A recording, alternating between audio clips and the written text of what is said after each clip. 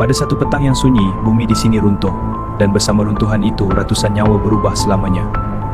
Ia hanyalah sebuah kediaman biasa, tempat keluarga membina harapan.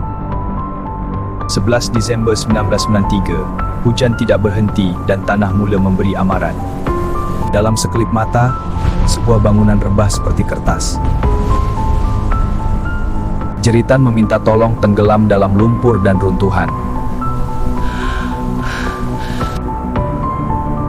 Apabila malam tiba, harapan bertukar menjadi doa. Bangunan lain dikosongkan, namun kawasan ini tidak pernah benar-benar sunyi. Penduduk sekitar mendakwa mendengar suara dan langkah kaki di waktu malam. Adakah ia sekadar gema trauma atau sesuatu yang enggan pergi? Highland Towers mungkin telah runtuh, tetapi tragedinya tidak pernah benar-benar berakhir.